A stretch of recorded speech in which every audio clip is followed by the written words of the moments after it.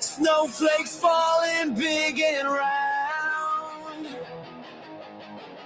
twinkling lights choking out the sound. Candy canes and gingerbread, the smell of Christmas makes me see red. Santa hats on every head, I wanna burn them, leave them all for dead. Oh, it's Christmas, what a drag! Tinsel drinks in a plastic bag. The joy, the cheer, it's all pretend. Come on, let's go piss off your friends. Shiny bows on every gift make my teeth ache. Skating rinks and snowy drift feel so fake. Hot cocoa spills on frozen ground. The carolers sing, I just want them drowned. Deck the halls, yeah, deck them with rage. Rip the script, tear up the stage. Silent night now, scream it loud. Flip the flame, crush the crowd. It's Christmas, here we go. Fake smiles under mistletoe. The lights, the bells, it's all a scam. Come on, let's go ruin the fam.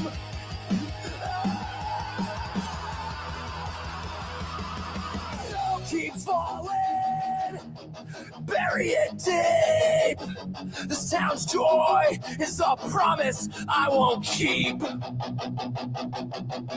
Christmas is here, yeah. Yeah, go ahead and cheer. I'll be outside smashing reindeer.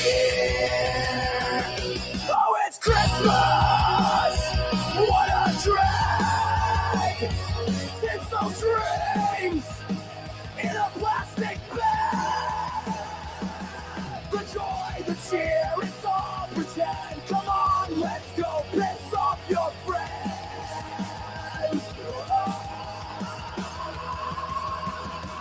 Oh, it's Christmas, here we go. Fake smiles under mistletoe. The lights, the bells, it's all a scam. Come on, let's go ruin the fam.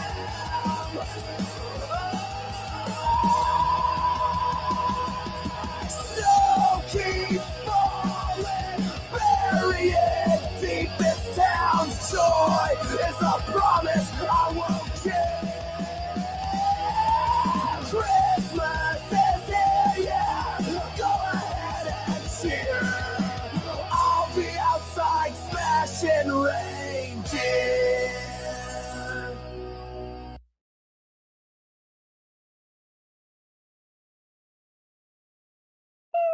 Scrolling through my feed, what do I see tonight? Tiny little trolls picking every fight. Hey, typing with the closet Wi-Fi's always slow. Living in the basement caves where sunshine doesn't go. Hey, trolling bells, trolls are on parade. Hey, laughing while their crusty comments don't make sense they make. Hey, trolling bells, they scream behind the screen. But in real life they're just baby trolls who never wipe their wing. Woo! Here they come again, shouting "Clut" with flair. Acting like detectives, but there's cash apps everywhere. Posting in the chats with meanness in their hearts. Mad that all the subs are scrolling in my chat while they snack on old fridge sludge. Oh, just what a snack. Yum. Ha! Trolling bells, watch them rage and pout. Talking big on YouTube, but they whisper when they're out. Ah! Trolling bells, grumping all the way. Cartoon trolls just dance around while real ones run away. Bounce, bounce, wiggle, wiggle, shake your neon hair. Kick those glitter boots up high, trolls can only stare. Wobble, pop, sparkle, drop, hit that candy beat. We're cute as pie, they're salty fries who crumble in defeat. Every panel night, true crime talk is strong. Then the trolls come creeping and they're always wrong. Hey. They can't spell a word, but they try to give advice. Bless their tiny troll hearts, though they're clueless, but they're nice. Well, sorta. Well, sorta. Trolling bells,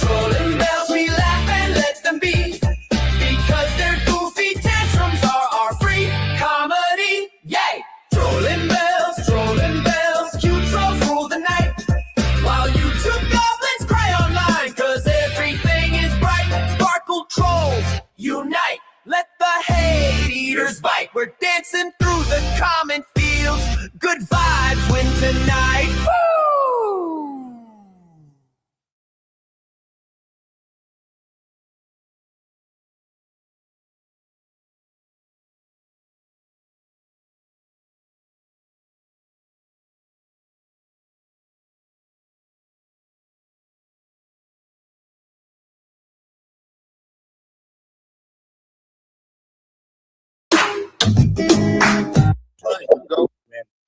I'd like to thank, once his internet comes together, Don Wells for actually. I'd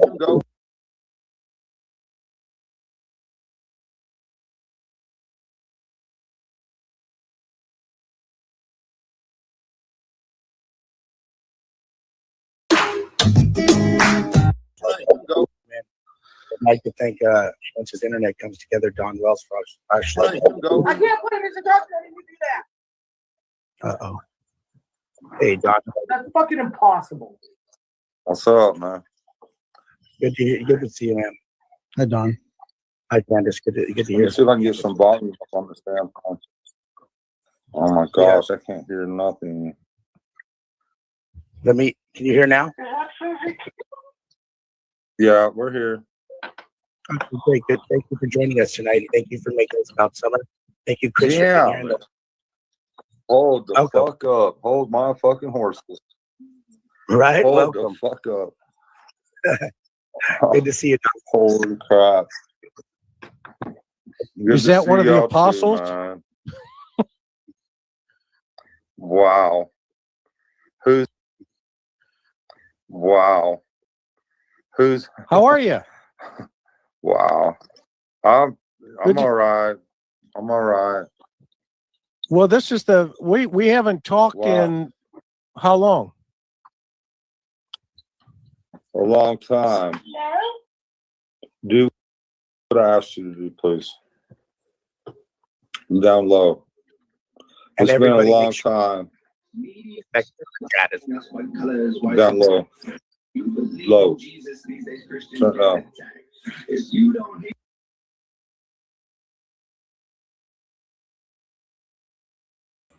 I'm trying something new today, guys. So I figured out I could put the link to the video in my Canva and just play the video. I don't know how this is going to pan out. I put the links in the chat. Make sure you sub up. Hey, Mama Bear. Hey, Pam. Hey, Shauna. Who else came in? Hey, Genevieve. Good morning. I hope you guys are all doing well today. But Nature Lover did a really good job here. I just want to listen to the whole thing. And then I got some really good clips from news that we're going to listen to. It should equal out about an hour's worth. And then I'm going to be back tonight. But let's listen.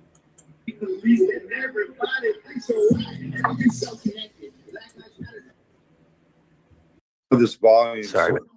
freaking screwed up. Sound-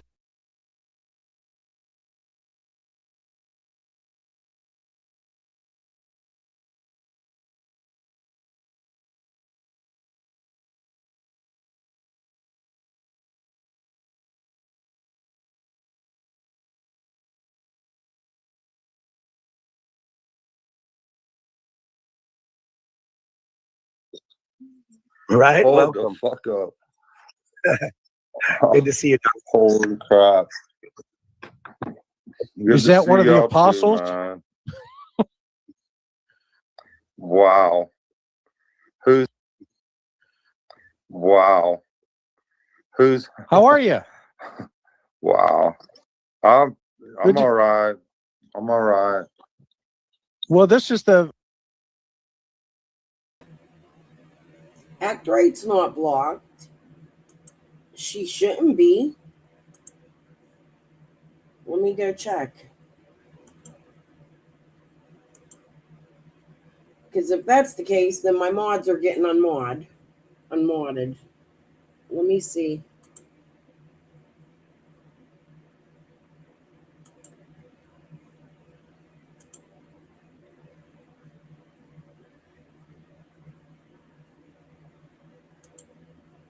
Act Right's not blocked, honey.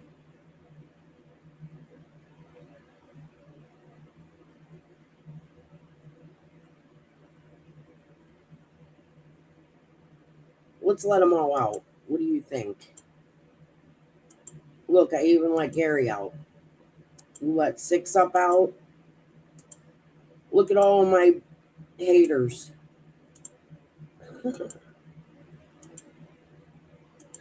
These are all my trolls.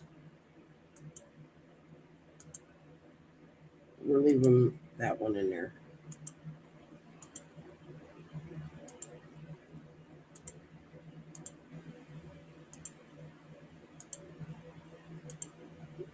Look, we'll let Linda out.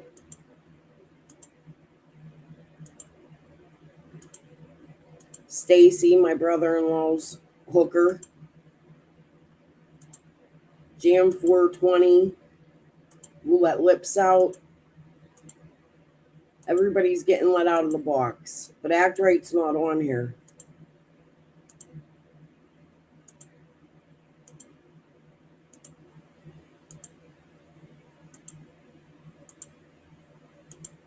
We'll even let Lisa K out. There's Kylie. She's pregnant to my husband but hasn't produced a baby. That's enough for now. Here, I'll let Rhonda out. Rapper. CCT 51 is 5150. There's Lips. Look, we'll let Phoebe out. Fuck it. Let's just finish them. That's my son. He does dumb shit, so I don't want him out. And my daughter. They don't need to know what I do on here.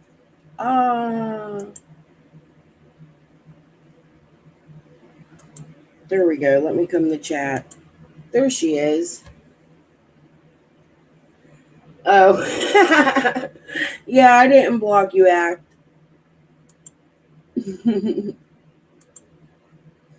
Everybody's unblocked, though. Let's let the trolls have fun. All right. Let me get rid of that. Back to Dawn being arrested. We haven't talked in how long? A long time. Do what I asked you to do, please. I'm down low. And It's been a everybody long make sure time. that chat is Down low. Good result. Low. Turn up. Oh, real quick before we go on, I've been a bit busy and haven't been answering my messages, just so people know I'm not ignoring anybody. I've just been a little sidetracked. It's Christmas time, but I'll get there. I have really good results, A1.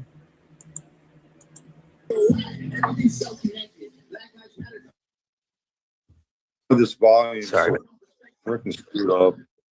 Sounds like you're still in West Hollywood, Can't hardly hear anything. hitting the strip. Yeah, you guys are still Yeah. partying. Right, I'll tell you Doug? what, I've never been in a place where I had to hide out in my motel room.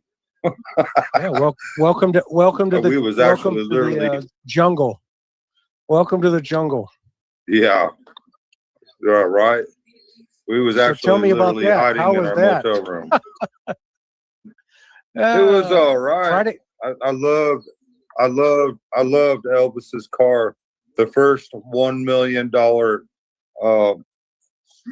car ever built for Elvis. That was a beautiful car. That was awesome. That Cadillac Escalade. Damn, that thing was a beautiful car. Absolutely. Every So time tell me I about the saw that. adventure. How was the adventure?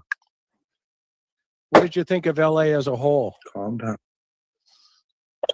We don't want to ever go back to LA, but I will say the beach, it was beautiful. The beach was beautiful, but me and Candace, we kind of argued the whole time because we're just seeing, these families out there with their kids, and everything.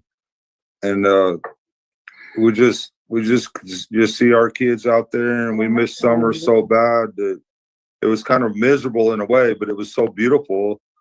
But we was actually miserable because, we're just seeing all these little kids having a good time, and you know, Summer wasn't with us, you know, obviously, and it was kind of I don't know how you say it. It was a beautiful, beautiful place on earth, but our kids wasn't there with us. If that makes Straight up, any did you- sense at all. Yeah, did you make it down to Venice? Venice Beach? What was that name of that city where that beach was, baby? Oh, you can't miss it. Right, Dougie? I don't remember. It was in LA. I don't remember what beach it was.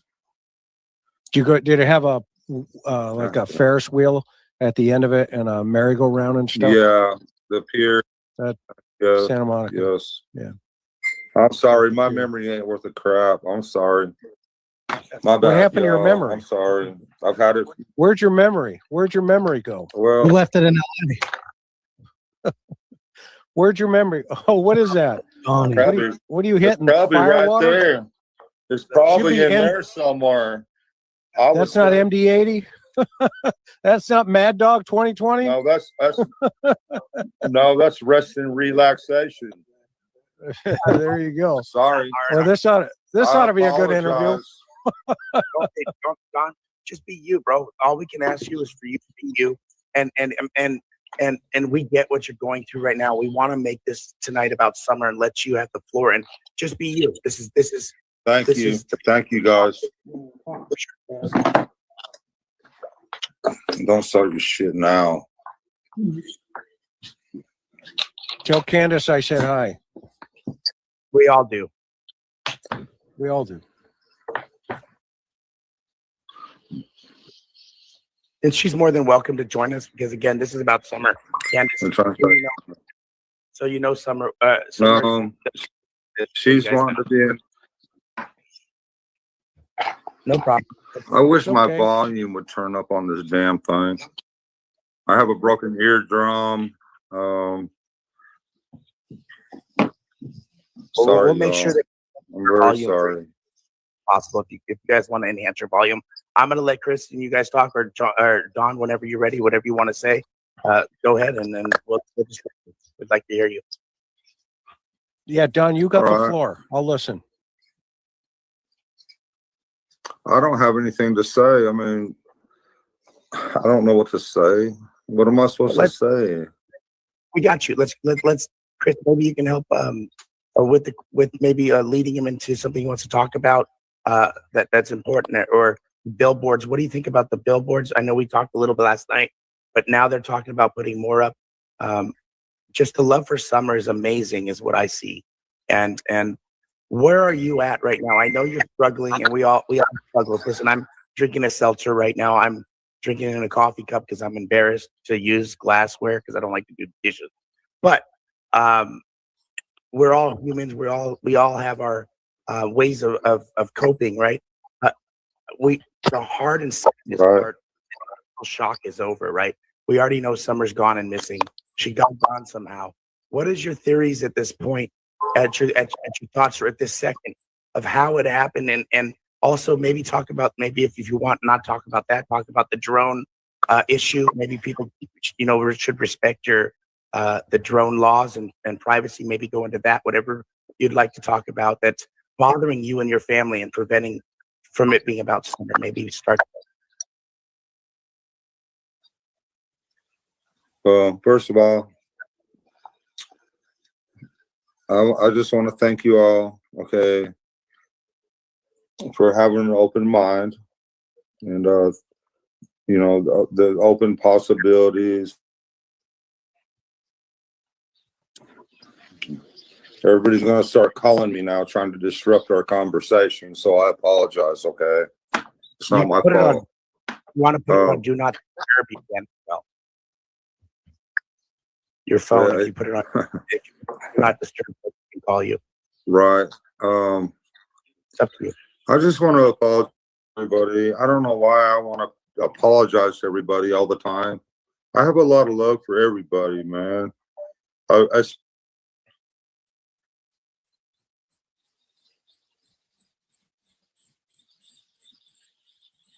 People are screwing with him. Candace. I want to apologize to everybody. I don't know why the fuck.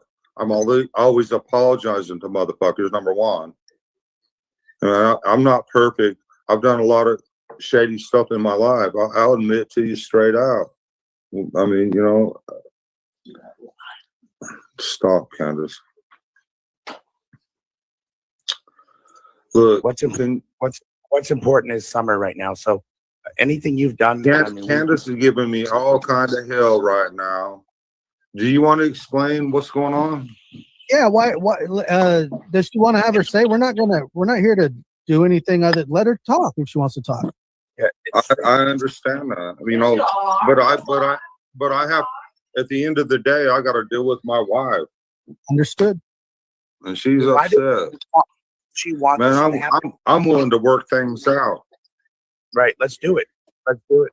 It's not on her. It's if she wants to work things out the way she wants to work them out, we can't handle that.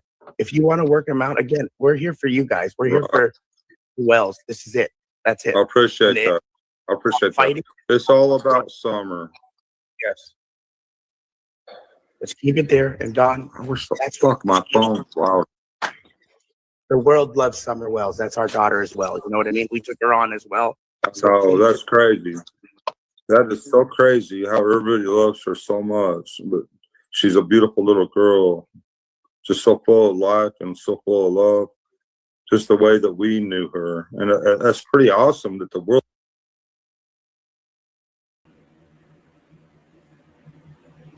I see a sad man here. I see a man missing his daughter. I see Candace fucking with him in the background. I see people trying to stop him from talking. I think this could have been a turning point for him and Chris McDonough. However, that was impossible because he was drunk. He never should have been in the car this night. Now, this contemplation of clips goes into that. We're going to see him when he's arrested. The whole Nature Lover does a really good job at getting the clips. She has it. This is a 26-minute video, and it has all of it. It's more than this. He shouldn't have been on panel. The world loves her that way too. That's what I mean. Chris McDonough and Doug would put him in any position. That pisses me off. They should have hung up the minute they seen he was drunk.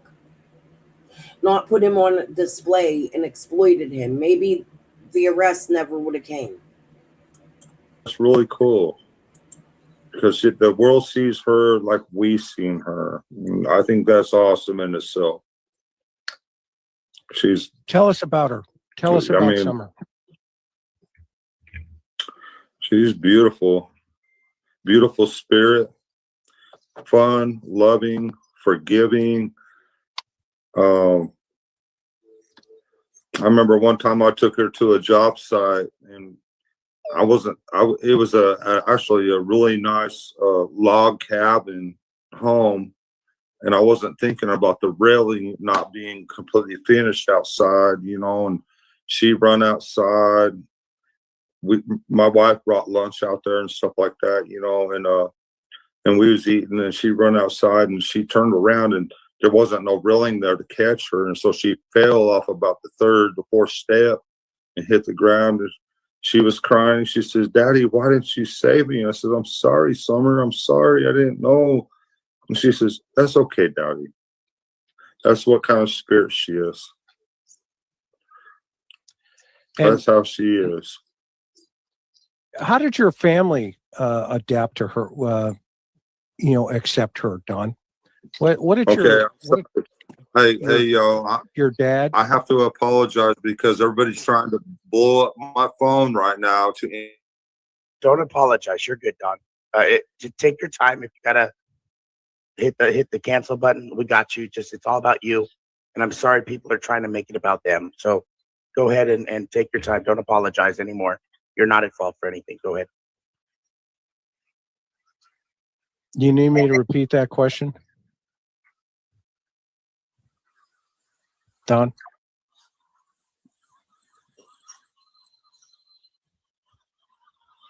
Did you hear me?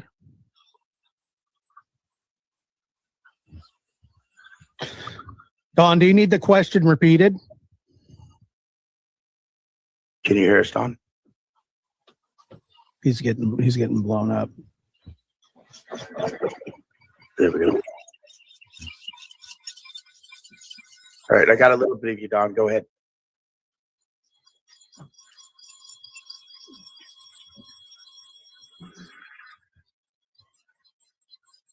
Can you hear us now, bud?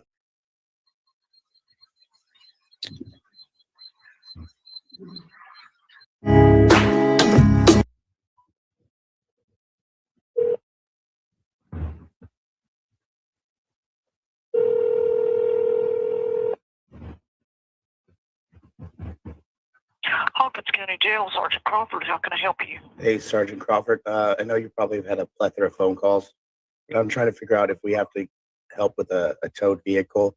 Did a man named Donald Wells come in with his wife, or did one take the car? Can you at least tell me that if Don's in jail? The car was released to a family member. I don't know who, but a family member. Got it. And so he is in custody right now then, huh? Yes. Okay. Thank you for your time, ma'am. All right. Bye-bye, Sergeant.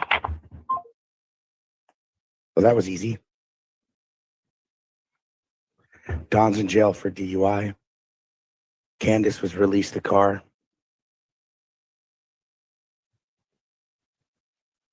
He's in jail. Now, DUIs are misdemeanors. They might sleep it off. Have them sleep it off.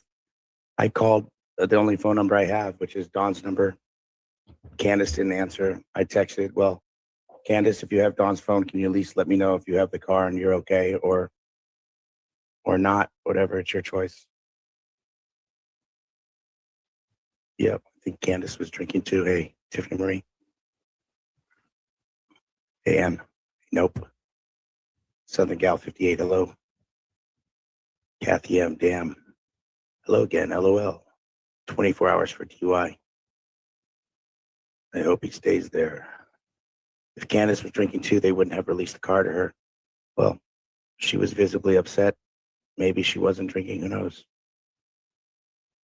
We weren't there, right? Granny probably picked it up. Well, what would she do? Leave her car there? Who drove her there then? A message from Kat saying that you were on a live with Dawn. And I was like, where is it?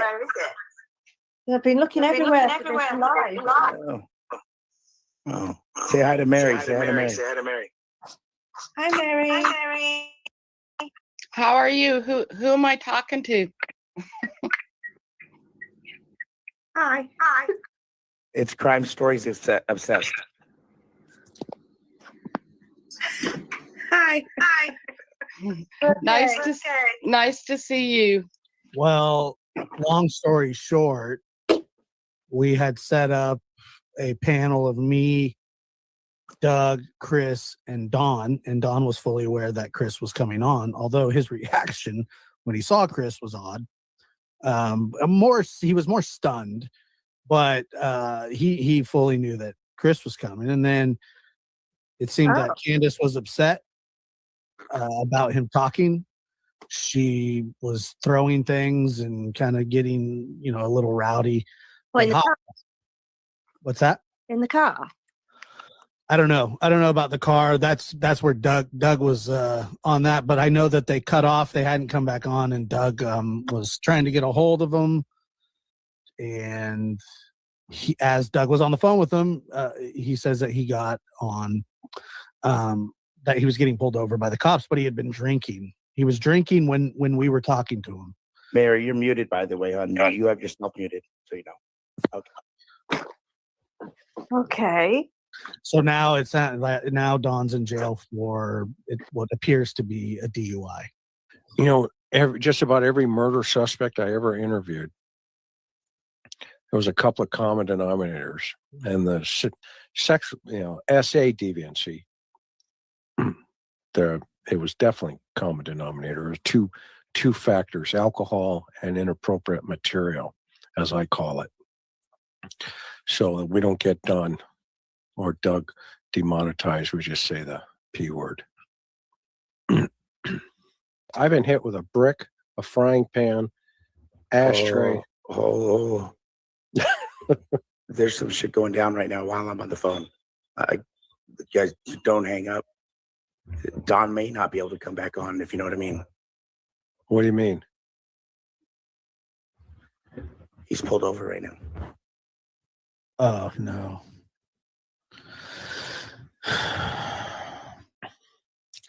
Well, he just had alcohol in a car and a popo. Is that what he's saying? Sounds like he's pulled over by the cops. Is you can't make this up. You can't make it up. Okay, here, look at Doug. What is? I wanted to give you another chance to make fun of my late night shorts, dude. Jump on your bed, dude. Jump on your bed for us. No, please. don't jump on your bed. I'm okay. It's like two angels here. Josh is going to say one on your left shoulder. I'm going to say something on your other shoulder. Don't jump on your bed. Jump on your bed. Okay? Don't listen to him. Jesus was almost persuaded by Satan on the rooftop. Didn't you know that? Yeah. If thou be the Christ. The word if is powerful. That is such a fantastic passage. I read that a lot because say whether you believe in Jesus or not, the story is telling and you can learn a lot from it. Absolutely. That two-letter word. And look at him. He just looks like an office manager. I know he's running 150. I'm glad he's doing it, and we're I'm enjoying myself, just relaxing. Somebody said, Josh, you keep bringing up the alcohol. Won't you let Don speak? That's the plan, Bubs. Thanks. Yeah. Who's got a scanner? Jeez. Throw the scanner on. Uh-oh. Look at Doug's face. All right, so are you ready for this? I didn't know they were driving. We didn't either. Dawn and Candace was fighting. I said, take her to a hospital. Let them know she's having an anxiety attack. You guys need just to relax or whatever. And this is why he said he's getting pulled over. He was on the phone, and the last I heard was her license registration. And then lastly was, please get out of the car. It's still on the phone right here. Can't show you his number, but I can show you that it's still the active phone call is still active. Okay, so I'll take it from here. Okay. Sir, what I want you to do is see my finger? Yeah. Okay, I'm going to put it right here. Follow it with your eyes. Jump on your bed. Right here. Right here. Yeah, right. First things first. Do not move your head ever. Just let your eyes go as far as they go. Chantel says she's listening to the scanner right now. It's locked. Right. Do you know your ABC, sir? No. But that has nothing to do with drinking. I actually have the whole thing recorded, just in case it was screen recording. So, okay, we're gonna do this. This is what I need you to do. Okay, just like this. It's a hand coordination test. Okay? Did you pull out? Did you have a lot of DUI stops? When I was in patrol, yeah. I mean, it was kind of. That's just standard stuff, though, right? Yeah. You had to do your thing, right? Walk the lines, follow the finger. Half of that test is following directions, right? Following directions. Yeah. When they say, "Can I take some blood?" Say, "Yeah, tomorrow." Somebody's listening to the scanner. Yes, they are. I'm listening to the scanner. Dottie, what are you guys hearing? Weird. How do I look up the scanner so I can play it live? Well, you'd have to go to the Hawkins County. If there's a link, someone put it in chat. I'll put it up. Go to Broadcastify, Hawkins County Sheriff's Department. But I don't know if it's a central dispatch or not. Yeah, and if it's analog or digital, right? Yeah, if it's a 800 megahertz, you can't hear it. But I don't think they're going to be Well, these people that- are able to listening in that to zone. it. All right, where do I put Hawkins Hold on. County? Hold on. Broadcastify. We can listen to it. News Channel 11. The father of missing Hawkins County 5-year-old Summer Wells was arrested on Saturday night. Thank you for joining us on News Channel 11 and ABC Tri-Cities this morning. I'm Ansley Daniel. Dawn Wells was reportedly arrested for driving under the influence. According to Sergeant Betty Crawford with the Hawkins County Sheriff's Office, Wells is facing multiple charges, including a DUI, having an open container, violation of financial responsibility, as well as other charges. Wells is currently being held on a $5,750 bond. Now, there are no further details regarding his arrest that have been released at this time, but his daughter, Summer Wells, was last seen on June the 15th near their home in the Beech Creek community of Hawkins County. This morning, the Amber Alert for Summer remains active and ongoing, and we were told that it's going to stay that way until she is found. If you have any credible information regarding Summer's whereabouts, you are asked to contact the TBI immediately at 1-800-TBI-FIND or tips to TBI at tn.gov.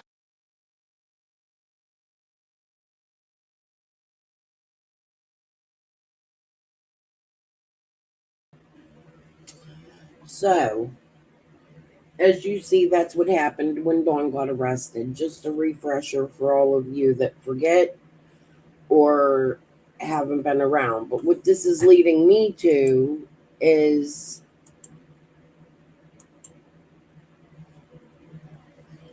we're going to go back in time a little bit. I want you to hear something Dawn says in this news clip.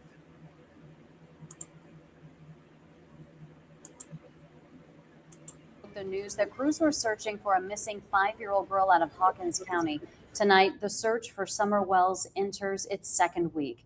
Good evening. I'm Sarah Diamond. I'm Josh Smith. Investigators now say they will continue the Amber Alert search, but starting tomorrow, they'll have a focus on specific areas using specialized teams. That area in Hawkins County, in and around the place that Summer Wells calls home. It's off Ben Hill Road.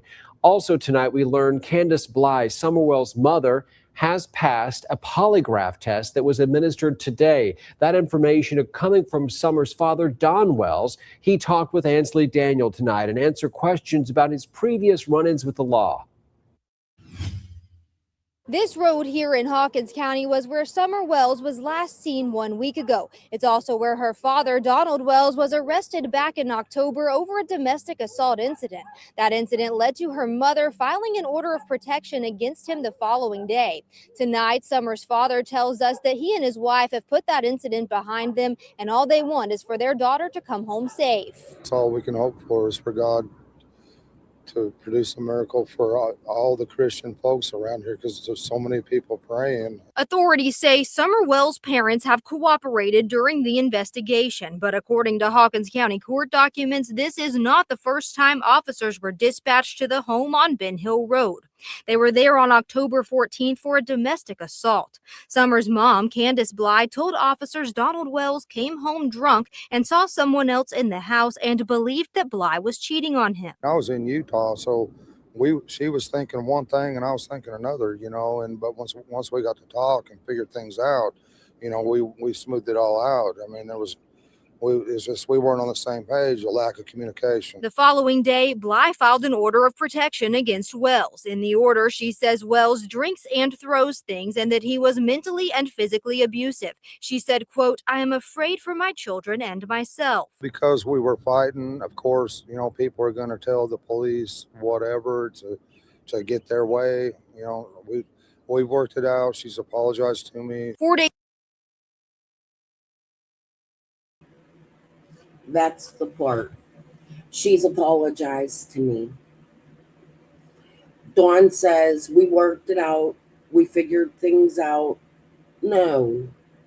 Dawn was upset Jose was in the house.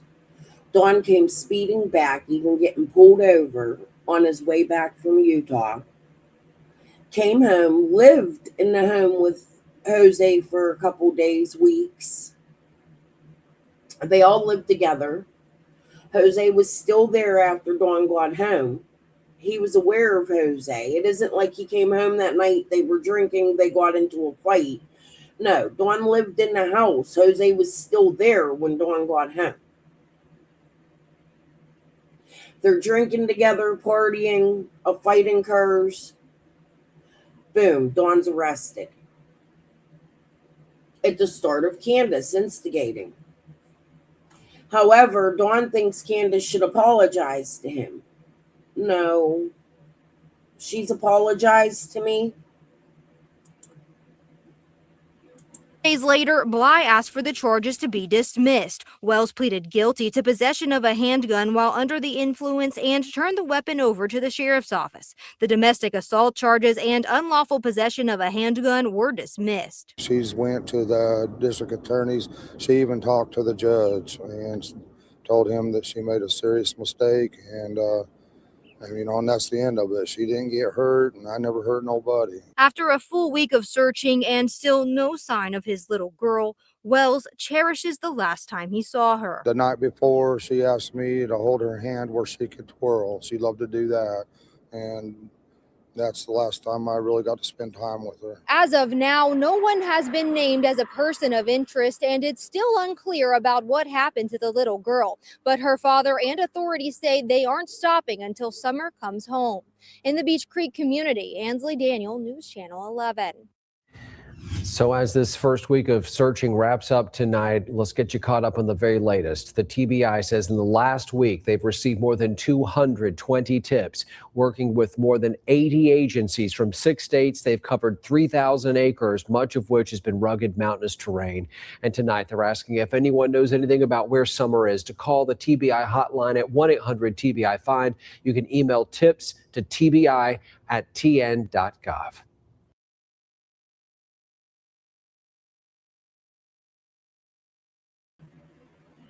Okay, so Ansley Daniels goes on Court TV. She's talking about the case.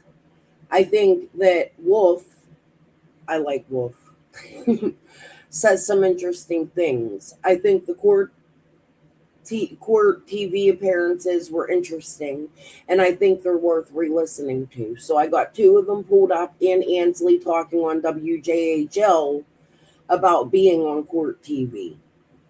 About a half hour's worth, not even, of material we're going to listen to. Arguments, and this story is so heartbreaking. We're talking about a 5-year-old girl who went missing and has not been found. It's all taking place in Tennessee. It's a story we've been covering for some time. Take a look. There's her face. Her picture has been put on billboards, posters. It's all over. People are posting, reposting, all looking, hoping, and praying that they can find Summer Wells. There she is. And tonight we have some updates on the family of this missing angel, Summer Wells, who disappeared nearly 6 weeks ago. Over the weekend, Summer's father, Donald Wells, confirmed that Summer's brothers were removed from the family's home during an interview with Jay is for Justice podcast. Here is some of what he said. Are the kids okay? They're fine. They're fine. The rumor is that they were taken out of the home. Were they taken from you guys? Were they? Oh no. Yesterday? A couple days ago. I'm so sorry. Right now, with everybody attacking us and all this stuff going on, right now, it's probably better for them. WJHL reporter Ansley Daniels spoke with Summer's parents, Donald and Candace Wells, after a hearing yesterday and is joining us live tonight with more. Ansley, great to see you again. Thanks so much for joining us. Hi there. Thank you so much for having us back on. I did actually speak with Dawn Wells yesterday, as well as Candace. There was a court hearing yesterday here in Hawkins County. Now, I want to be clear that we were not allowed in the courtroom. I was not even allowed to take my phone or Apple Watch or anything like that into the lobby. I had to leave all of that into the car. So I was only allowed to take a pen and a notepad in to the lobby yesterday. They got there around 1 o'clock, right when their hearing began. They were immediately escorted into another area. And when they came out, that's when I had the opportunity to speak with both of them, where Candace Bly first walked out. She confirmed to me that the boys had been removed from the home late last week. Yesterday, she did not tell me why. She said that she would prefer to not explain why they had been left or about why they had been taken by the state. Now, she did say that they have retained an attorney, but she wanted to make clear that this was a separate situation from her daughter being missing from their home. A few minutes later, Don Wells walked out of the Justice Center and I spoke with him. He also confirmed to me that the boys had been taken. And he did mention something similar to what he said on the podcast. He said that the boys were safer where they were in state custody. Now, he did not explain to me why. He didn't give me any reasoning as to why they were safer. He just said that he believed that they were safer there. Now, yesterday, we also checked with the clerk's office. There is no new paperwork on this, but when it comes to situations involving minors, typically it's pretty a standard procedure for them to not release any paperwork or to not allow us into courtrooms and things of that nature. But again, both of her parents wanted it to be made clear that this was a separate situation from Summer being missing. Let me ask you, Ansley, because you're there. When you said safer, a couple things come to mind. Sometimes in these super high-profile cases like this, there could be a lot of people kind of roll into town. Maybe you don't want the kids near them, all this attention that they're getting as well. Do you think that played any role in it based upon what is happening near and around their home and in the community? That certainly could be a reason as to why they were removed. I will say on the podcast, Don Wells did mention that he had an episode of drinking over the weekend. Again, we are not sure if it's correlated at all. We just know that he mentioned it. He said that was the reason why on that podcast. However, yesterday when I So when Don left court, he told Ansley Daniels the kids were taken because he was drinking. Not because the kids were in danger. Not because anything but Don was drinking. Now, I have to remember what happened, but I do remember, I think it was Molly Golightly that Don had went on that weekend drunk. So that tells you DHS and the police are paying attention to what Don was doing online, my opinion. Now, we're going to hear Wolf and a bunch of other people. They're going to go on and continue to talk about it. asked Candace, she didn't want to give me the reason as to why they were taken. But you're right. There is a lot of talk about this case. It's definitely, made waves here in our community in Northeast Tennessee. There are people from all over the nation and the world watching this case right now. So that certainly could be a reason as to why they were taken. But again, there are prayer circles happening every week for Summer in the Kingsport community, which is about 30 minutes from where she lives. And her mother has been showing up to some. At the last one 2 weeks ago, Summer's brothers were there, but at the one last night, it was only Summer's mother as well as her Sunday school teacher. So, there have been people too that have been coming from all over the nation to those. So that, definitely does play into your theory some. And how about the latest in searches? Have there been more searches? And if so, do we know anything about results? Was anything found? There was another search over the weekend. EquiSearch Midwest came back. They were here in the beginning stages of this search. They came back over this past weekend.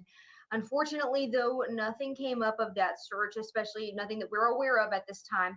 However, yesterday we did receive an interesting release from the Churchill Rescue Squad. They were the lead agency on the ground search. And yesterday, after that search was completed over the weekend, they told us that they are no longer the lead agency for the ground search and that everything will now go through the Hawkins County Sheriff's Office unless the Sheriff's Office needs them to assist. We aren't really sure why that is. Yesterday, we did reach out for an interview with Tim Coop, who is the incident commander of ground search operations, or was for this case. But he said that he was not interested in furthering the release that he sent out yesterday, just that he was, no longer the lead agency on the ground search. All right, Ansley, stay with us. I want to bring two more folks into the conversation. Why? Why did they take Churchill Rescue Squad off the lead agency on the ground searches? That's always been really curious to me.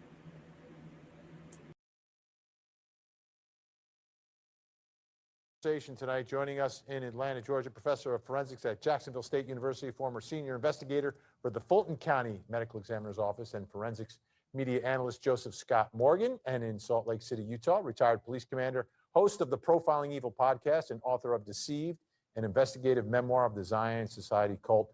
Mike King is with us. Great to have you both here. Joseph Scott Morgan, let me start with you. Your reaction to the latest developments involving the family, that the siblings have been removed from the home. Well, there's any number of reasons why people are separated from one another. Let's remember these children were that first point of contact. They had these immediate recollections. And one of the things that, police officers are taught early on in their training is that if you have witnesses, you want to keep them separated so that the stories can't get jumbled up. That's a possibility here, and you're dealing with young, delicate minds at this point in time. Secondly, what level of danger was there? People keep using this word safe. What level of danger was there in this dwelling, at this residence, in the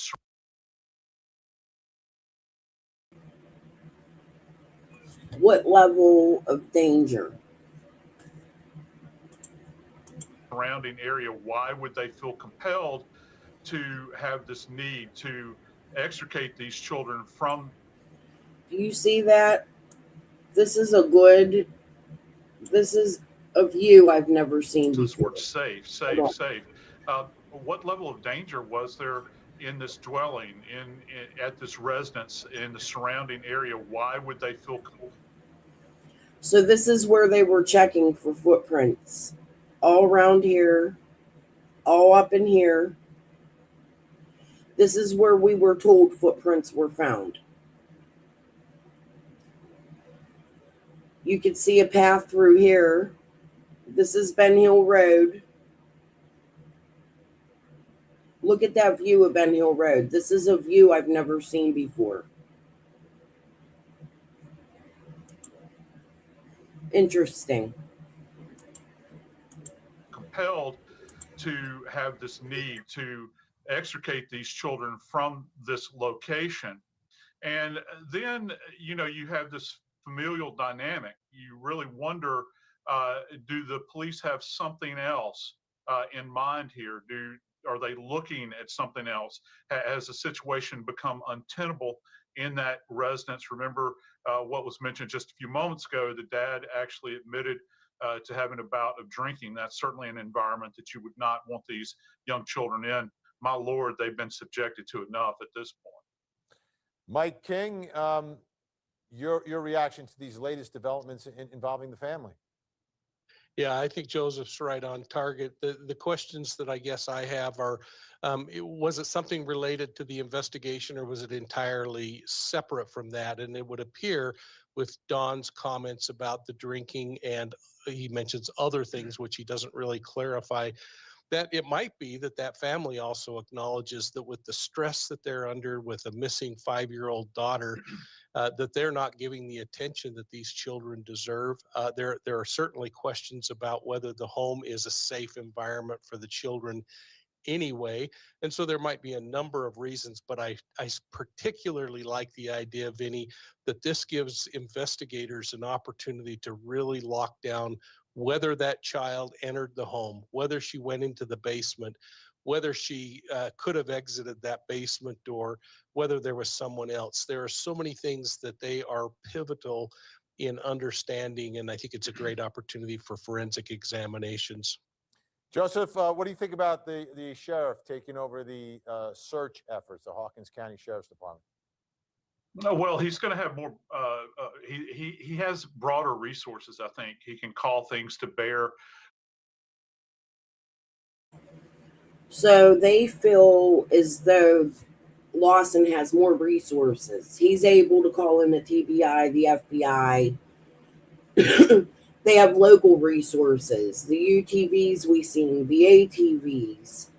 However, He did take Churchill Rescue Squad off the search. Call people up, bring in reserves, this sort of thing. Sheriff, it's well known that sheriffs are, there's a reason they're referred to as the high sheriff. They're some of the most powerful people in a particular county. And so you want that individual on point. One of the things that I'm really thinking about here, Benny, relative to this search, and I don't want to bury the lead and jump ahead, but one of the things I'm thinking about is that we have had so many boots on the ground in this case. My assumption is that they have used all manner of canine tracking at this point, everything from looking for a living human being to cadaver dogs, this sort of thing. And it would seem, at least, and we can't verify this obviously, that there is no scent that has been determined. I'm thinking out on this property, this is a vast area. Are there abandoned wells? Are there sinkholes? I've visited this area and camped up there with my family. I can tell you there are caves up there. There's all kinds of little nooks and crannies that folks can get into, but they're not picking up on any kind of scent. So you're not just going to have a young girl that's barefooted.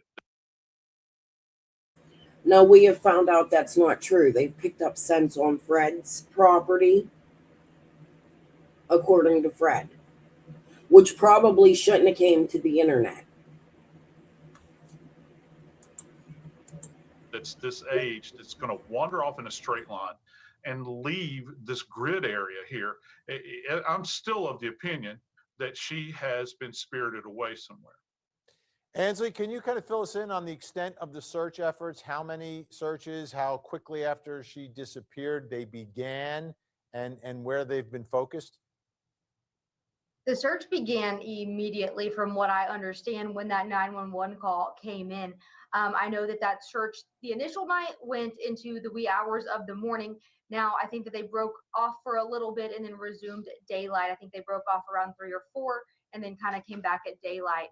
And then after that, the searches went on for 13 days in that area, with more than 1,000 people searching from more than 160 agencies, not only across the state of Tennessee, but other states as well across the Southeast.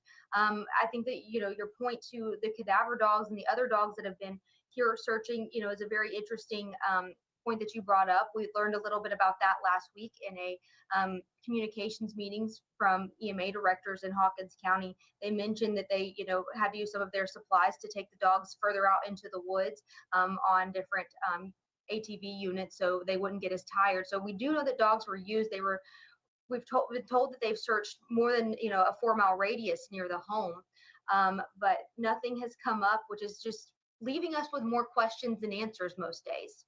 Yeah, Mike King, that's not a great place to be, with more questions than answers. So what's next? Where do we go from here, Mike? If these searches, and these are vast searches, you've got Texas or Midwest EquuSearch coming in more than once. Yeah. You've got all law enforcement, and they're coming up empty. Where do we go? Yeah, I think you got to go back to ground zero and solve that problem first. So the interviews with mom and dad and grandmother and the boys continues to be an extremely important piece of this puzzle. You got to come up with a reason why she would leave the property, and if it would have been because she was targeted in some way or just an opportunistic kind of thing.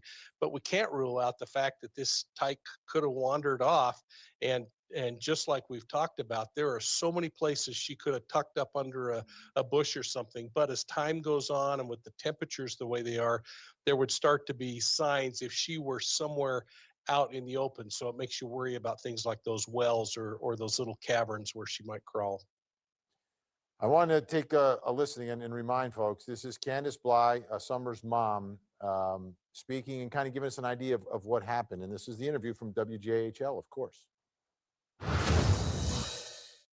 Me and my mother and her were planting flowers, and we went in after we got done washing our hands, and she got a piece of candy from grandma, and she wanted to go back over and see her brothers, and I said okay, and I walked her all the way over to the porch, and I watched her walk into the kitchen where the boys were watching TV, and I told the boys, I said, watch Summer, I'll be back.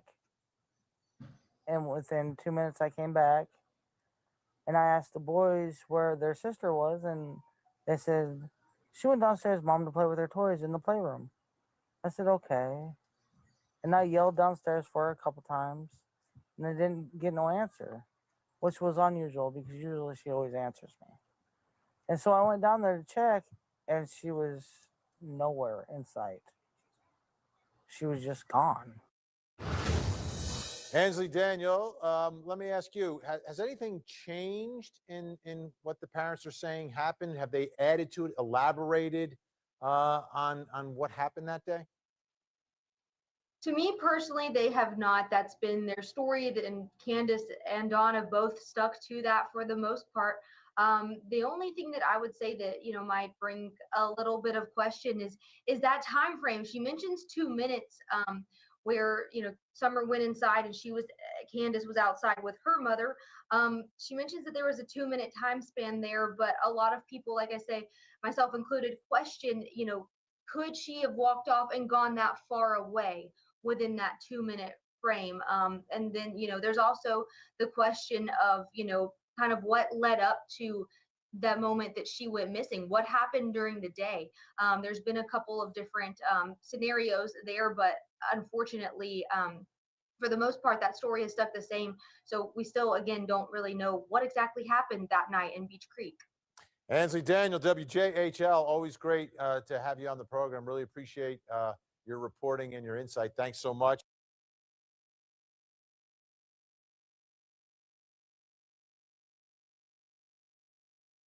You saw the aerials, this area where this little girl disappeared from. Here is Summer Wells' mother, Candace Bly, speaking to WJHL. Me and my mother and her were planting flowers. And we went in after we got done washing our hands, and she got a piece of candy from grandma, and she wanted to go back over and see her brothers. And I said, okay. And I walked her all the way over to the porch, and I watched her walk into the kitchen where the boys were watching TV. And I told the boys, I said, watch Summer, I'll be back. And within 2 minutes, I came back. And I asked the boys where their sister was, and they said, she went downstairs, mom, to play with her toys in the playroom. I said, okay. And I yelled downstairs for her a couple times, and I didn't get no answer, which was unusual because usually she always answers me. And so I went down there to check, and she was nowhere in sight. She was just gone. Puzzling. Doesn't make a lot of sense. Still with us, retired crime lab director for the San Diego Police Department, Jennifer Shen, and joining us, a reporter from WJHL who's been covering this case in depth. Ansley Daniel is with us as well. Ansley, thanks so much for joining us. Let me start with you. What's the latest tonight in this search for Summer Wells? The latest tip count from the Tennessee Bureau of Investigation is at 650 tips this evening. None of those have led to Summer, unfortunately, and they are still looking out for that red truck that you mentioned. Since that was put out over the weekend, there's been no sighting, and again, no credible tips leading to where Summer could be tonight, 2 weeks after she was reported missing. All right, Ansley, describe, I saw some aerials there. I've got a flavor for it, but you're much closer to all this. Describe the home, the neighborhood. I mean, because I'm trying to get in my mind how someone could get to that home to abduct this girl and get away without anyone necessarily from the home or notice or see. How would you describe the area, access to the home, etc.? This area here is very mountainous. It's very rural, as you heard the incident commander mention earlier. It is definitely a tough terrain for these crews to be searching in. It's also very hot here. That area where Summer lives, her home is kind of far off from the road. I'd say it's maybe half a mile to 3/4 of a mile off of the main road in the Beach Creek area. And her home does sit up on a hill. It is fairly difficult to get up to. I agree with you there. But I will say that here are some other issues that these first responders and rescuers are dealing with in this area, but especially before they scaled back, were the communications issues. That is very rural, as I mentioned before. There's not a lot of cell service, and there also have been issues with Hawkins County's radio system for first responders as well as 911 calls and things of that nature, which also caused some other issues in this search as well. And one more question along the lines of the terrain and everything else. For someone to abduct this child, would they have to know where that home is, or are you going to casually drive by that home? Or would you have to target that home and say, okay, I know there's a home up there, and I know there's some kids. I'm going to park my car here. I'm going to go to that home. I mean, if you drove, can you drive the car all the way up to the house? Would people in the house not be able to see it? I mean, this is the part that I'm not quite putting together, because it seems like it's so remote to me, but I haven't been there. It is very far back off of the road. In my opinion, you do probably need a reason to go up to this house. It's not just a place that you would drive up. And Ben Hill Road is also not really a road that you would drive up to either. However, the Tennessee Bureau of Investigation has not identified that this could be an abduction yet. They just continue to say that the circumstances surrounding what happened to Summer are unclear, and that does hold true for us as well. We have heard that she could have just walked off, but again, we believe that they would have found her by now if that was the case. So there are just, like you said, a lot of unknowns, but this area is kind of far back, and the home is up on a hill, so you would most definitely have to have a reason to go up there. All right, Jennifer Shen, if we're talking about an abduction, I guess one of the challenges that we heard from Ansley is cell service, right? One way we often kind of try to figure out whose cell phone is pinging off the towers, who is in the area, and it creates leads sometimes for investigators. It's going to be tough to do that in this one, huh, Jennifer? It will be tough to do that. And it looks like in this case, you really need to find her to find evidence. There just doesn't seem to be any evidence of any kind. And, I agree. It's pretty remote. And for someone to have gone there and taken her specifically, then you wonder if that person had been watching her, if that was, something that had been planned, because it's not something you would just sort of drive by and it's a moment of opportunity sort of abduction, if that's what happened. Right. And again, this is what the parents are saying they believe happened, that there was some sort of an abduction. Ansley, we also heard 40 registered sex offenders within the zip code. How geographically, though, I got to think that zip code's probably pretty spread out. It's not like there's 40 people right next door. It is very spread out. That area, another thing that law enforcement mentioned, like you said, it is very spread out. There were a lot of people there that have large patches and chunks of land.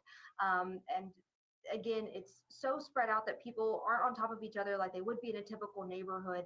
And a lot of these people do typically have abandoned buildings and other things on their property as well, that kind of adds into that search issue as well.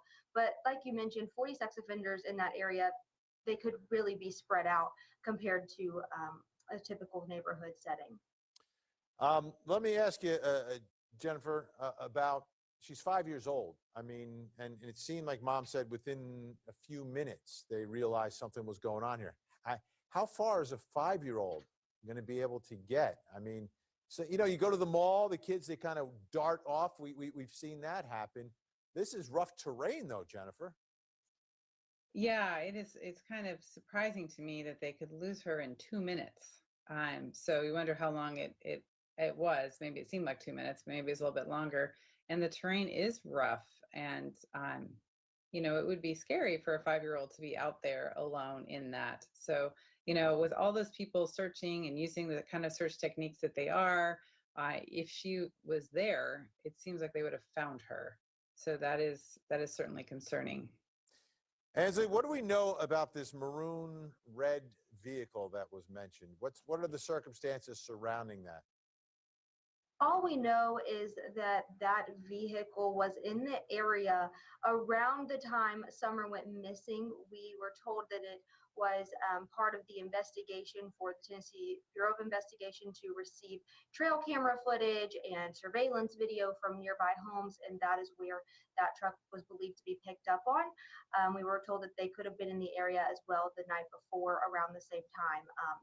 They also conducted a roadblock in that area. But since they put that call out over the weekend, we are told that they have not found the driver of that truck. But they've continued to stress that that is just a witness who might know what happened, and that they are not considered to be a suspect. All right. Ansley Daniel, WJHL, doing great work. Thank you so much. Jennifer Shen.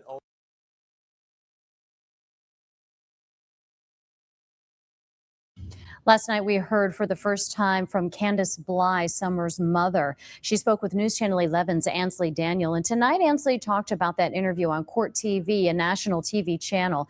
Ansley was able to give some insight on the case with the hope tonight's program could spark some new leads. I got to think that zip code's probably pretty spread out. It's not like there's 40 people right next door. It is very spread out. That area, another thing that law enforcement mentioned, it, like you said, it is very spread out. There were a lot of people there that have large patches and chunks of land. And again, it's so spread out that people aren't on top of each other like they would be in a typical neighborhood. And a lot of these people do typically have abandoned buildings and other things on their property as well that kind of adds into that search issue as well.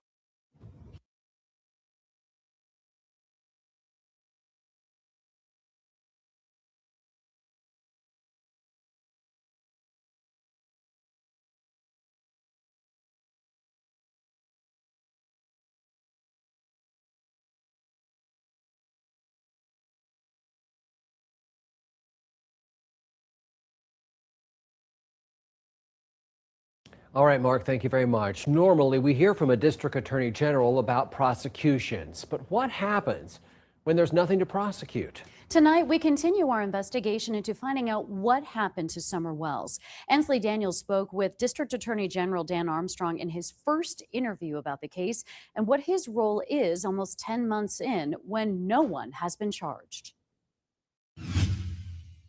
On the night of June 15th, District Attorney General Dan Armstrong called in the TBI to help with the search for Summer Wells in the Beech Creek community. Now, as the 10-month mark is approaching, his role is looking ahead to the possibility of charges. It's a case that has implications of the legal system and the law, but you couldn't classify it right now as there's no criminal charges been filed. Summer's older brothers were put into CPS custody last July, but no charges have been filed over their removal.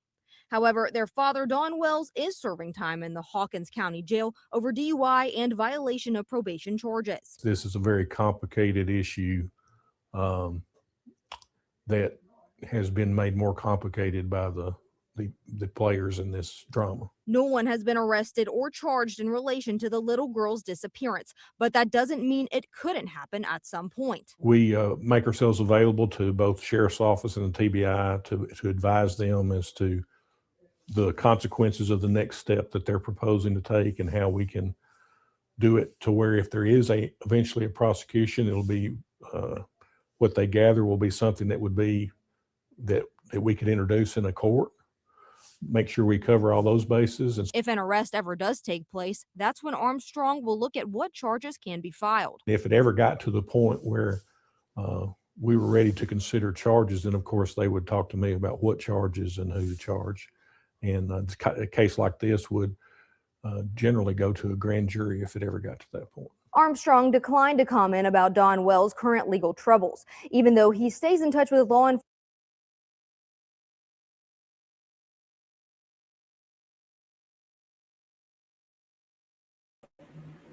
I shared this because of the recent search on Van Hill. To me, that smells they're getting closer. The answers are going to come. Hey, just me. I feel like they're getting closer. So I think it's important to listen to Armstrong because this will be the person bringing the charges. We don't know when the grand jury meets again in Hawkins County after this search. Could there be charges coming? Just something to think about. Enforcement about where they're at in this investigation. He's almost at a standstill in his particular role.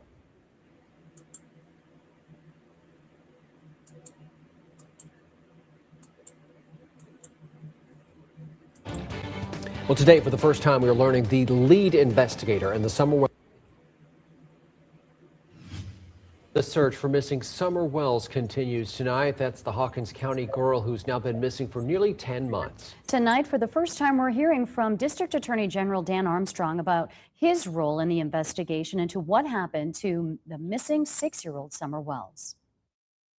On the night of June 15th, District Attorney General Armstrong called in the TBI to help with the search efforts for Summer Wells. Now, almost 10 months later and no real developments, this case is unlike anything he's ever worked before. The sheriff will contact other law enforcement agencies, and but under the way the TBI is set up, I have to make the formal request for the TBI.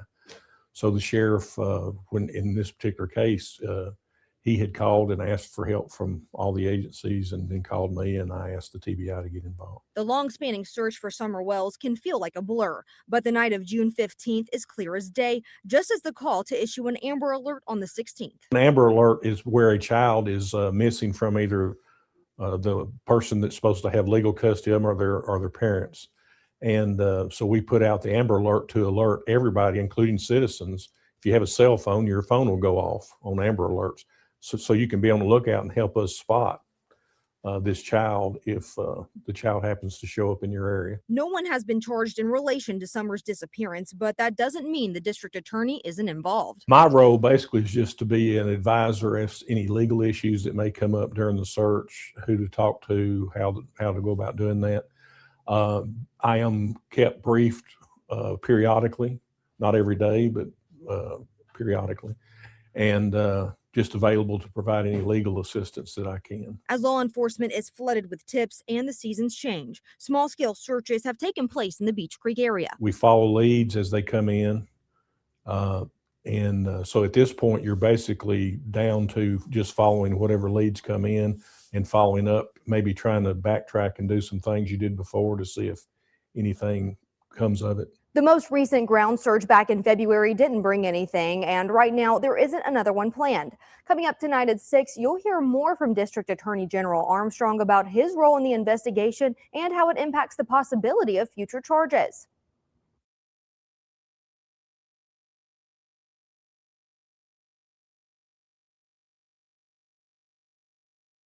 And turning now to an Amber Alert that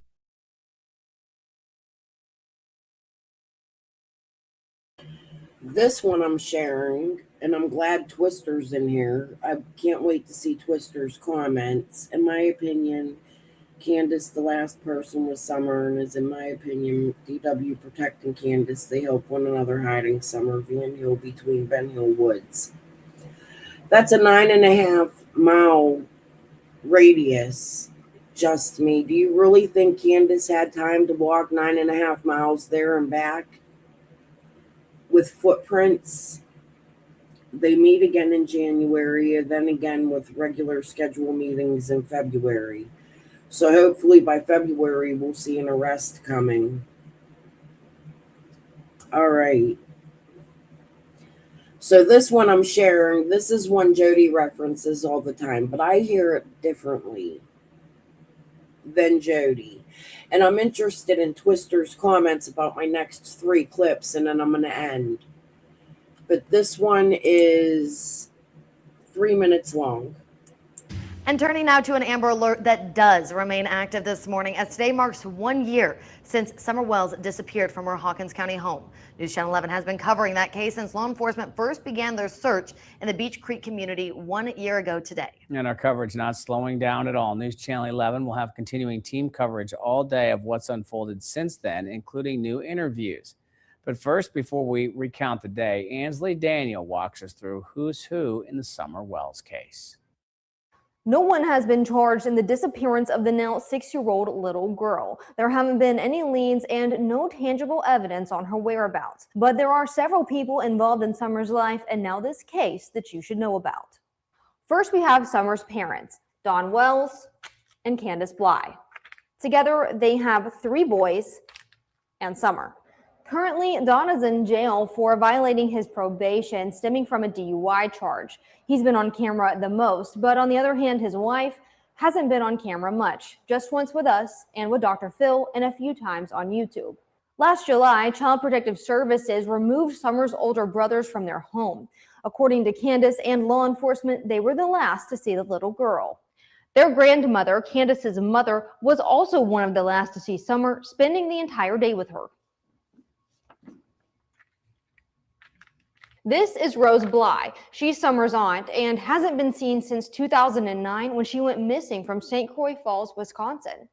The Wells are Seventh-day Adventist and they attended a church in Kingsport. Outside of her family, Summer is best known by church members, her Sunday school teacher Robin Lane, and family friend David Dotson. After Summer had been missing for several weeks, prayer circles were organized by community members like Timmy Etherton, and some of them were even attended by her family. Also helping the family, a private investigator, Chris Colball with CNC Investigations. Along with that, there's also a media manager. His name is Tim Mullen. Both are local. These people, along with the Hawkins County Sheriff's Office, the TBI, and the FBI, and hundreds of searchers, all have the most vested interest in finding Summer. Here's the area of Hawkins County from where Summer went missing from. You'll notice that there is one main road that runs through the length of the entire county. There's also a river that does the same. And if it wasn't through the woods, it was through these main roads from where she went missing that connects Beach Creek to anywhere. So how does a child just disappear from an area like this? Well, most think not by accident. That was News Channel 11's Ansley Daniel with photojournalist Chad Bricks. Again, we will have continuing coverage all day as today marks 1 year since now 6-year-old Summer Wells disappeared.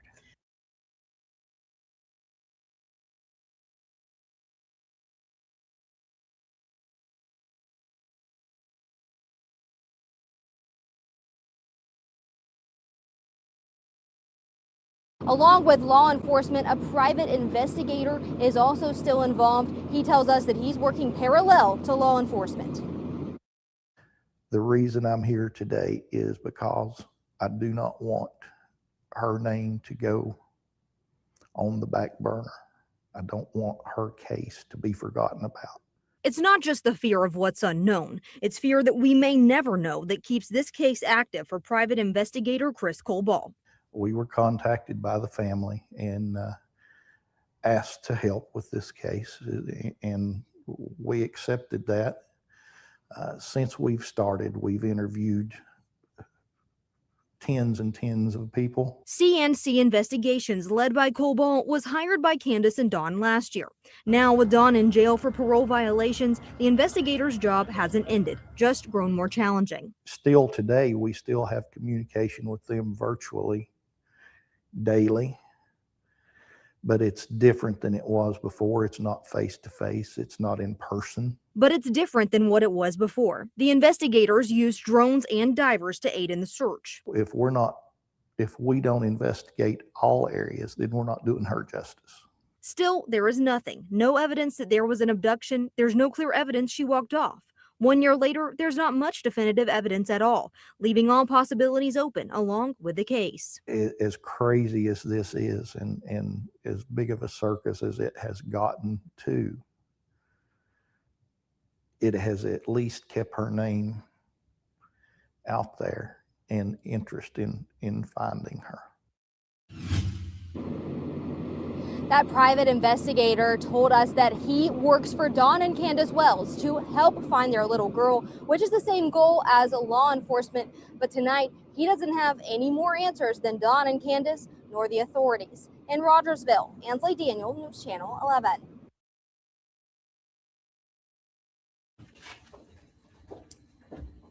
Good morning, everyone. I'm Leslie Earhart, a public information officer for the Tennessee Bureau of Investigation. Before we get started, I want to stress that the investigation into the disappearance of Summer Wells is very much active and ongoing.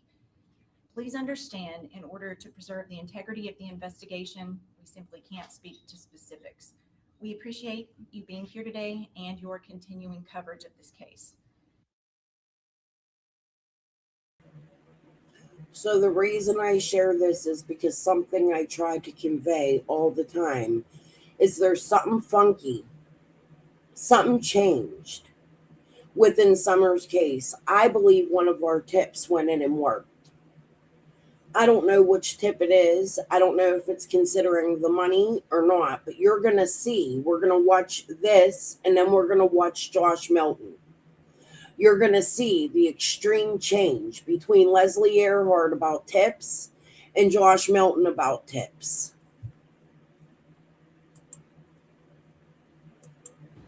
At approximately 6:30 p.m. on this day, 1 year ago, Summer Wells, who was 5 years old at the time, was reported missing from her bin in the Beach Creek community of Hawkins County.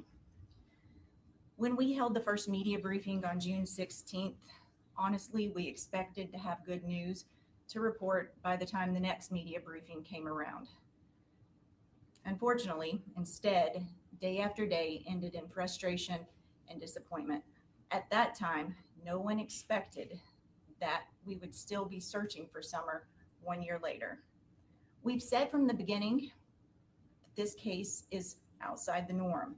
There are few clues as to what happened to Summer, despite investigators doing everything within their power to find answers. All possibilities are still being explored. Many of you have asked for details about what's been done over the last year. I can tell you agents and detectives have spent thousands of hours on this case. Numerous search warrants have been executed, cell phone data has been analyzed, and any other available digital evidence has been collected, searched, and documented. This includes the social media accounts of those associated with Summer. 3 large ground searches have taken place in the last year with the assistance of more than 100 local, state, and federal agencies. Those searches do not account for the numerous targeted searches done by agents and detectives as they were following up on potential leads. From TBI alone, more than 100 agents, intelligence analysts, and support staff from across the state have been involved in this case. TBI agents working alongside the Hawkins County Sheriff's Office and the FBI have conducted nearly 170 interviews during the investigation. That does not count the hundreds of phone calls made to follow up on tips reported to law enforcement. While investigators have been diligently working to find answers, they've had to deal with thousands of tips generated by false information that in some cases has been intentionally spread across social media platforms. We know that this case has attracted the attention of individuals across the country who genuinely care about Summer and want nothing more but to help us find answers. We appreciate those people. However, we are also aware that there are some people using this case for their own personal gain by spreading false information on social media posts as facts. Some go as far as to solicit donations. This has had a major impact on the investigation and not in a good way. Moving forward, we ask the public not to submit tips as a result of a video they viewed on YouTube or a theory they've seen posted on Facebook. Please help us and only call if you have direct, specific information about the disappearance of Summer.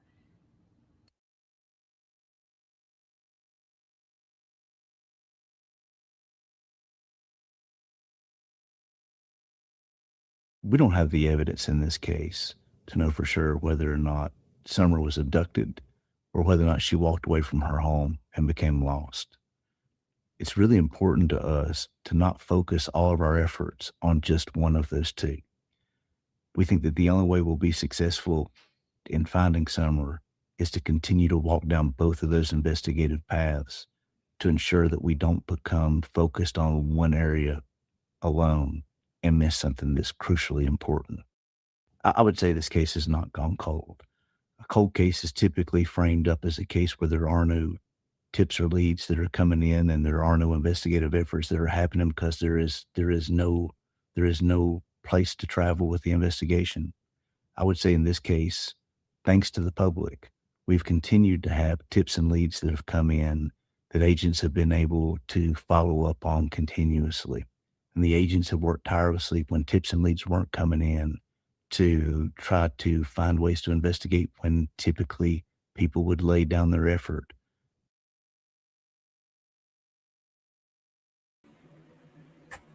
Do you see the difference? Leslie Earhart was trying to stop tips from coming in. They weren't getting any tips. This is Josh Melton thanking the public for the tips that were coming in while Leslie Earhart was telling us to stop sending tips to TBI. He's higher. He's the director.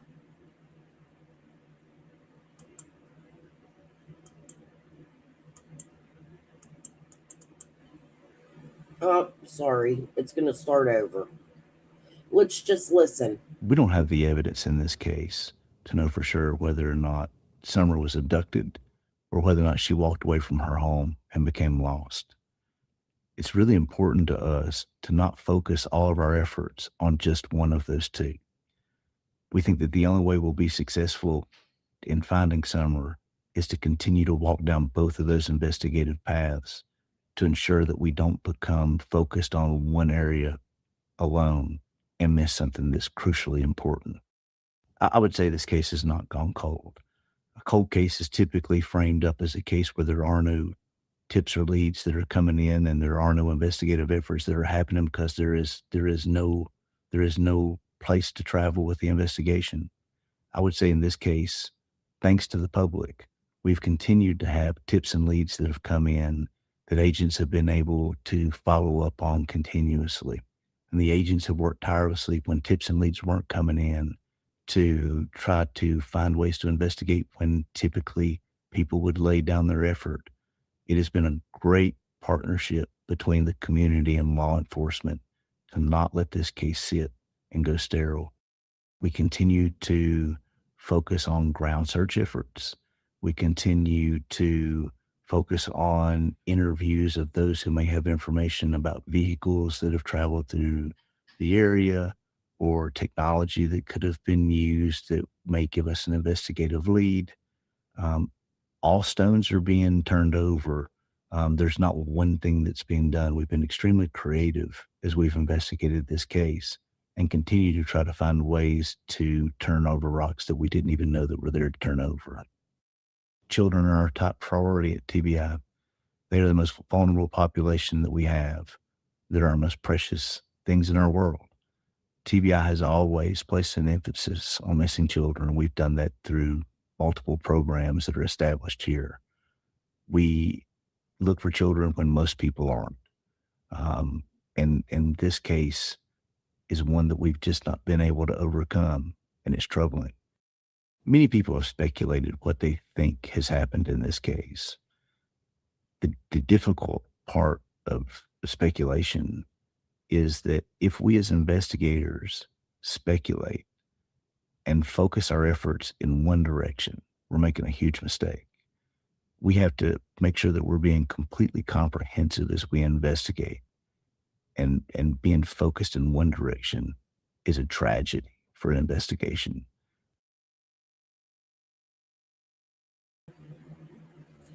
So to me, it sounds like he's complaining because Pruitt and Lawson only went after the beer factor and only searched in one place. They were only following one lead, and he's tired of it. You can hear it.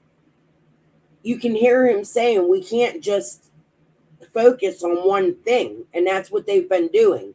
If we as investigators do that, we're wrong. We need the public and the tips and the ideas and the speculation. Complete 360 from what Leslie Earhart was telling us for years. And look, we just had a big search. So until we find evidence that points us in a direction that we know is the right direction, we'll continue to be comprehensive. We'll continue to explore every option that can be out there, and we would continue to ask for the public's help in doing so. Typically, we have a couple of agents assigned to an investigation, and that's been enough. We've had over 6,500 leads, tips and leads come in on this case. Those have all been reviewed. They've been worked. We continue to get those. And it is a monstrous task, but it's one that's not overwhelmed us. We have been strategic in the way that we've handled this investigation. We have some of our most talented agents assigned to this case, some of our most talented intelligence analysts from the Bureau assigned to this case. We have brought in subject matter experts within TBI from across the state to assist in this investigation. We have thrown everything that we know to throw at this case, and we haven't had the answers that we need to get. We know we'll get them, but we don't have them today. When I see the picture of Summer Wells, I see my daughter. And I can tell you that if my daughter was missing, I would sure hope that somebody was looking for her every day. And it brings me concern and satisfaction, really, the concern that we don't have the answers, the satisfaction of knowing that we have the best agents at TBI that are working on this case in connection with other local law enforcement and federal agencies who are doing their best. And if my daughter was missing, all of the people that are working on this case are the people who I would choose to work on a case if my daughter was missing.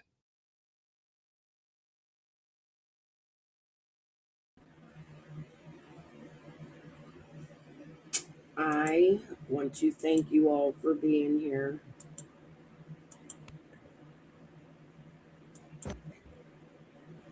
My video won't get. Like my cute little cartoons. I made a few of these. I'm going to put them at the end of my videos. Make sure you guys are watching my videos before we come live. It's a mess in Hawkins County we'll have to clean up. I think there's a cover-up, Twister, and I think it's to cover up other crimes that were being committed, and I think some are going missing, fucked up norms in the area. In the beginning, Leslie Earhart and a couple other female TBI agents were hyper-focused on people ignoring facts that we're absolutely involved in. I agree. Twister says it's a cover-up, and he's a local. I agree. And claiming these individuals didn't have anything to do with anything because they're so flamboyant with their information. I agree, Jen. All right, guys. Well, I'm going to get off. I'm going to try to come back tonight. I want to come back tonight. I got to go find some content. This lasted longer than I wanted it to, 37 minutes. So, but I'm happy. I think this was a good live, and I think it's a good thing to go over. You know, make sure if you just came in to go to the beginning and watch the night Dawn got arrested and how I led to this live and how it played. I truly do believe it's a cover-up. Much love, we Scottish Ma. Thank you all for being here. Peace and love. I'll see you later. Oh, and money is what is driving it. The illegal activities. We got rooster fighting. A problem with rugs. A lot of things. All right, guys. Peace and love. I'll see you later tonight. Bye.